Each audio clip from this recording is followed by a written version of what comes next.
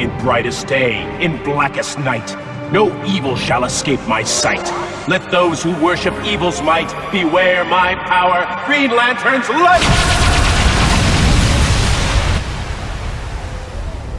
I'm the Markman, and today we're going to unbox and review McFarlane Collector Edition figures of the Green Lantern, Simon Boss, and Guy Gardner. But before we start, just a simple request, please subscribe to my channel. So are you ready? Then welcome to the Markverse. That's your prisoner? What'd you use to catch him? A mousetrap or a fly swatter? Hey, this poozer's from the planet Kvel. Ooh, does it mean little criminal need his diaper changed? Hey, I get these cuffs off, pal, and I make your face as ugly as your haircut. Go soak your head.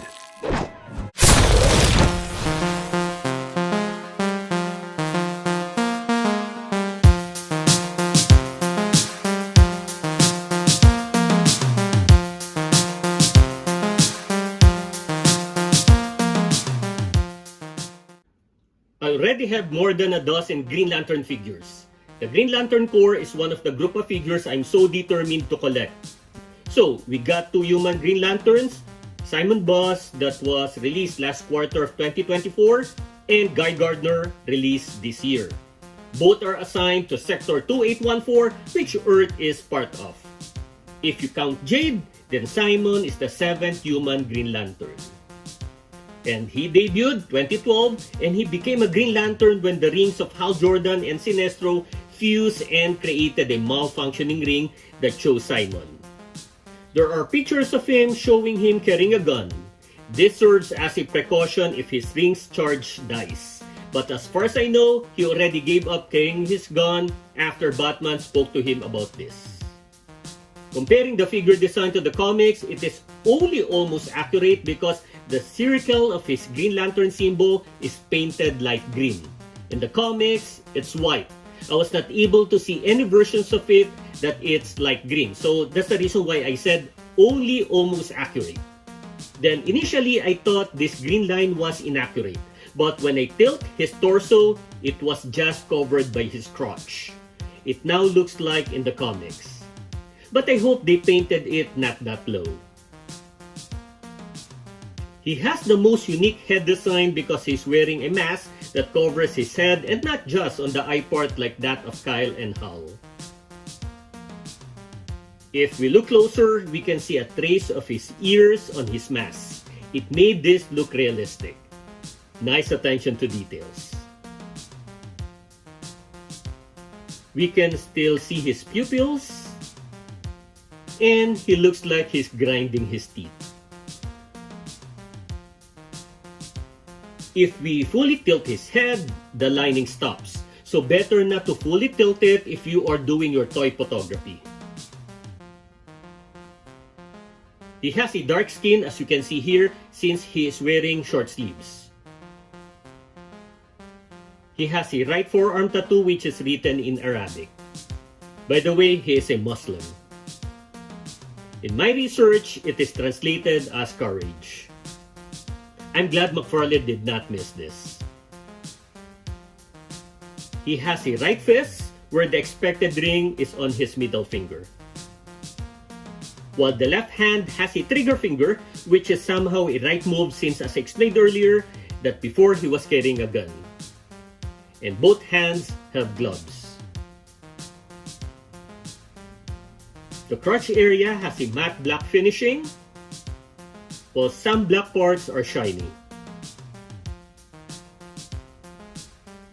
There are yellow-green linings on the border of the regular green. So the Green Lantern symbol is painted. I could not see any paint issues. All parts of his body have smooth texture. Though Simon's body proportion is good, I have an issue with its scaling. His body looks small. Simon Boss is around 83 kilos, while Guy Gardner is 82. But Guy looks buffer here. This is a problem of McFarlane from the start, its body scaling. I also have the same problem with Mr. Terrific's body, which is, as a matter of fact, they have the same body mold. I hope McFarlane just used this mold for those slimmer characters. He also has a Platinum Edition, which is his White Lantern version. Then Guy Gardner, the third human Green Lantern. He debuted 1968. When Abin Sur died, his ring chosen two possible successors, him and Hal Jordan. But since Hal is nearer, he was chosen over Guy. So Guy became a backup of Hal if something happens to the latter. So if Guy was nearer to Abin Sur at the time, then he should have been the second human GL. Let's now compare the figure design to the comics. There are two distinct features of Guy. First is his bald hair, which we will talk about later during the accessory segment. And second is his vest with the white lining, which is correct. I cannot see any inaccuracies in his designs, but some are combinations of different versions which are minor things. This figure is a little heavier than other figures, especially the GLs. His face is a little darker compared to the other GLs. The default plate is a serious face. It has good sculpt, looks realistic, and I think we can see he has green iris. I appreciated they made his hair this way. The lower part is shorter and has a different color shade. We can see the white border line of his vest, the GL symbols painted, and I like how vibrant it is. So the vest also has wrinkles. The color is soft. So this is glued. His sleeves are shiny black. This includes his pants. But his crotch area is more of matte black. When we look closer, his gloves have details. It has an adjuster. His right hand is a fist, and we can see the ring on the middle finger, while the left hand is an open palm. The belt has details, but it looks plasticky. A little shading would have been nice. His boots also have an adjuster. Like Simon, the entire figure has smooth texture. So overall, the color's good. I like his size and no issue with the body symmetry. This looks neat. This might stand out among all my GL figures. By the way, he has two other McFarlane editions, the Yellow Lantern Platinum and the Red Lantern Platinum. Both look cool like this one. For their accessories, they have the usual base, their art card,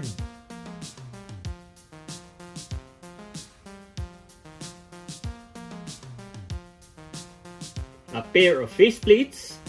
For Simon, both are smiling, but the other, we can see his teeth. For Guy, one plate has an open mouth, while the other has a sarcastic smile. He also has a bowl-type hair plate. Part of me wanted to display him using this since this is his classic look, but I still prefer using the newer version. Simon has three constructs. All are translucent. A drill on a glove, a hammer, and a glove-type fist. And this is his power battery.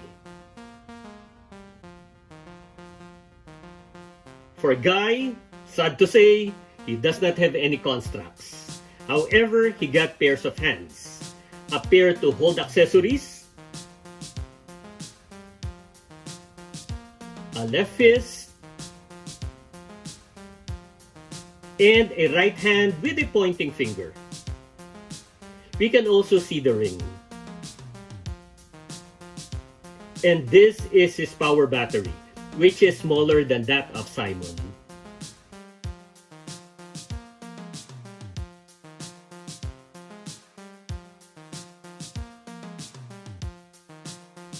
Let's now check the articulation, starting with the head, down, up, side to side. For the arms, lateral raise, forward, back. It has full rotation.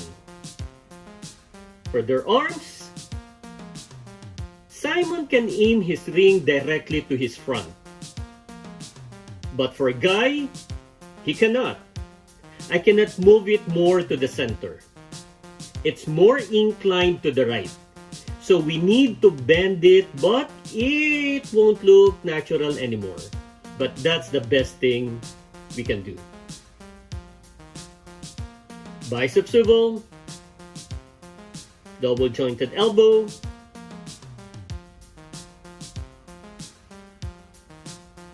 full wrist motion. Then the diaphragm. Simon has diaphragm articulation and waist swivel. But for a guy, I already expected this. No diaphragm movement because of his vest. And the hip swivel does not move the belt because it is connected to the vest. Then the legs, sideways, forward, back, double jointed knee, full ankle movement with toe hinge. That's the articulation.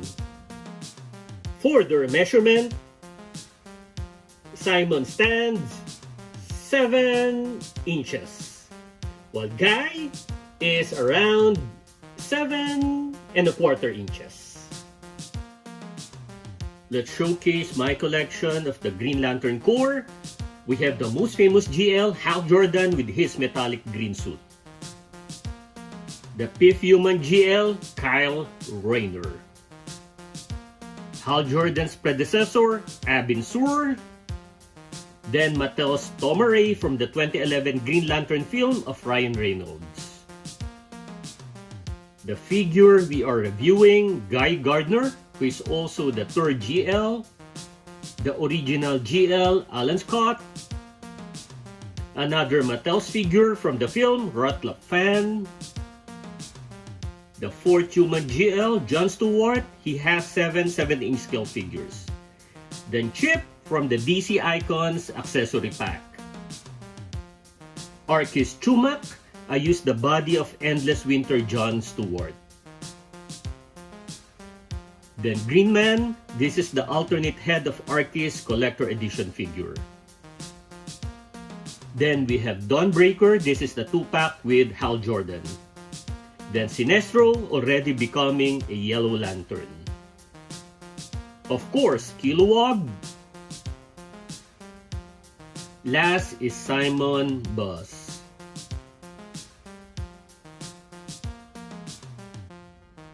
These are my Green Lantern Corps figures.